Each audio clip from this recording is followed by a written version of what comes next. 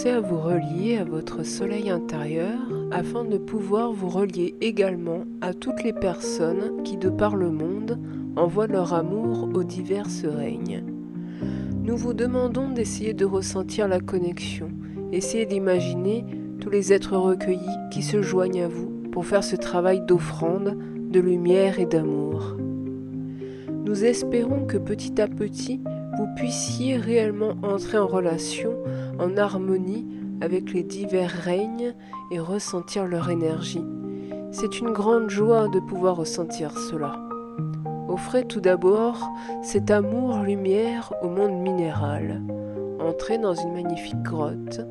Vous êtes entouré du monde minéral, vous êtes le monde minéral. Ressentez son énergie.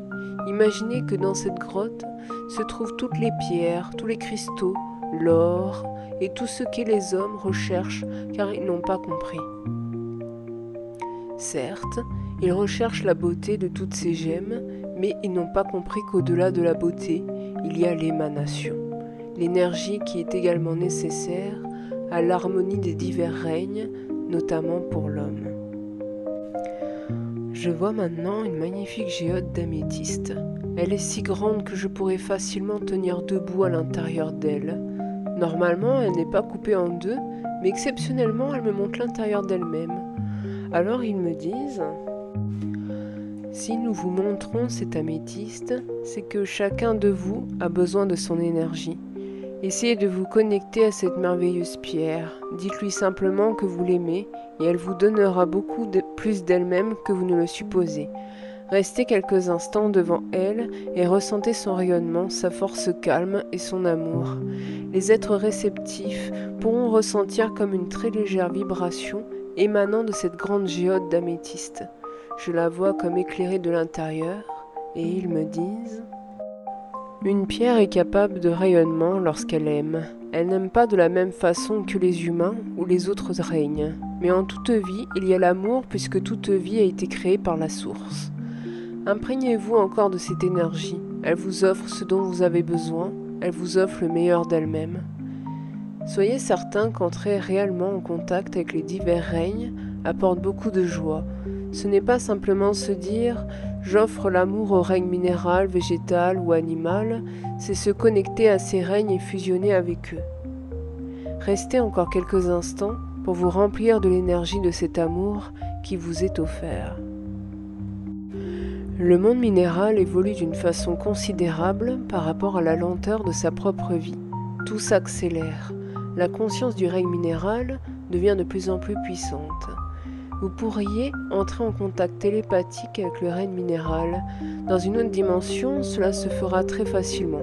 Et les règnes qui vous entoureront, minéral, végétal, animal, vous donneront l'amour et l'équilibre, et vous leur rendrez cet amour.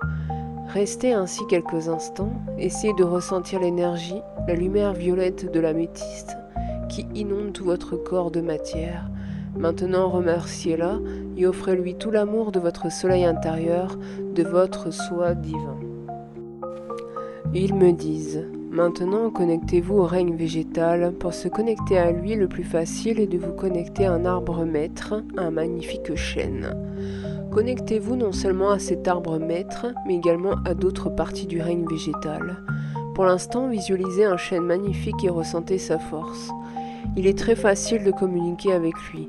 Le chêne, comme tout le règne végétal, ressent profondément les émanations des pensées des humains. Un arbre abattu par des humains souffre. Avant d'abattre un arbre, il faudrait lui en demander l'autorisation, entrer en harmonie avec son essence, avec son énergie. Les peuples primitifs savaient le faire.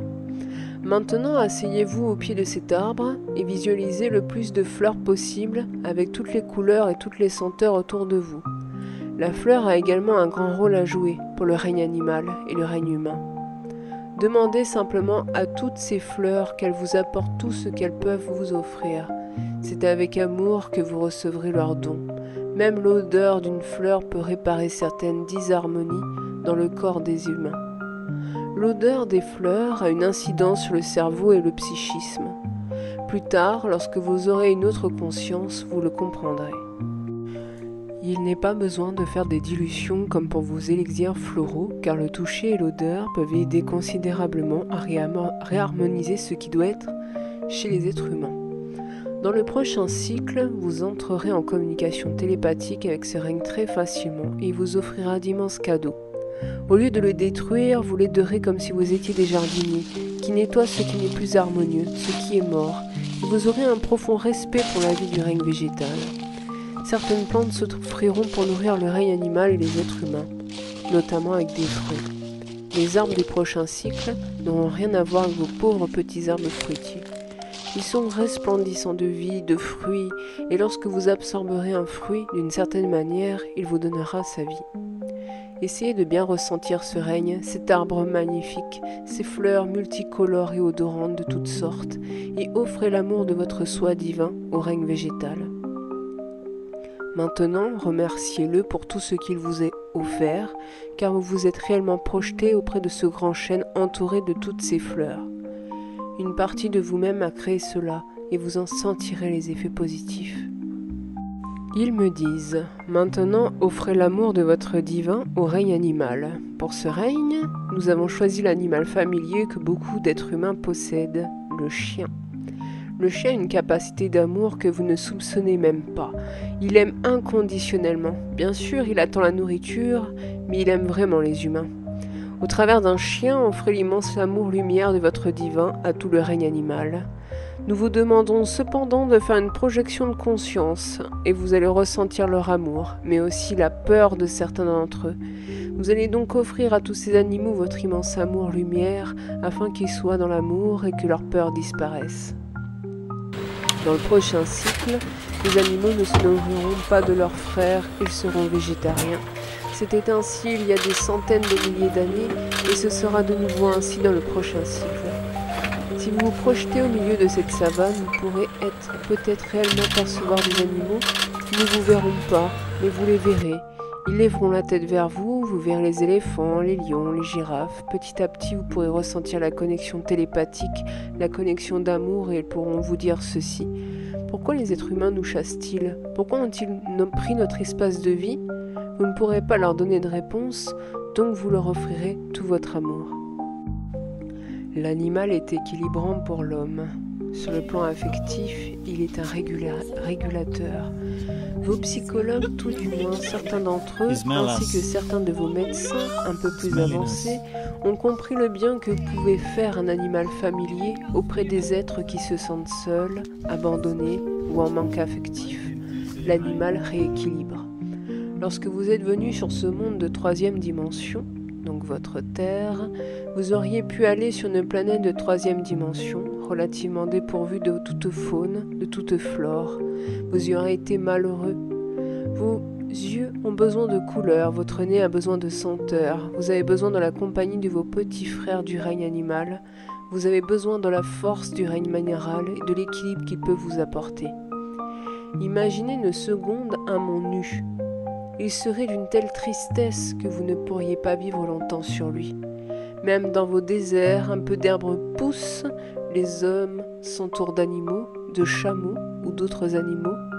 Il faut qu'ils aient un équilibre avec les divers règnes. Dans les déserts, il y a aussi ce que vous appelez les oasis. Si nous vous faisons faire ces exercices, c'est pour vous faire prendre conscience du monde qui vous entoure, pour que vous puissiez prendre conscience que la source se trouve dans les divers règnes et qu'aimer, respecter et l'honorer les divers règnes vous fait aimer, honorer et respecter la source. Comment le faire autrement pour vous? La source est invisible. Bien sûr, vous pouvez toujours offrir votre amour à la source, mais c'est moins facile que de l'offrir à ceux qui vous entourent. Lorsque vous aurez totalement acquis la conscience qu'en aimant et en respectant tout ce qui vous entoure, y compris bien sûr les êtres humains, c'est la source que vous aimerez. Pour nous, c'est la seule prière. La seule façon réelle d'aimer le divin, c'est de respecter et de l'honorer au travers de sa création. Pourquoi aimer un divin invisible alors que divin est visible? Bien sûr, il est invisible en vous, mais vous savez qu'il existe. Vous pouvez lui demander qu'il vous donne son amour et qu'il vous fasse ressentir sa présence.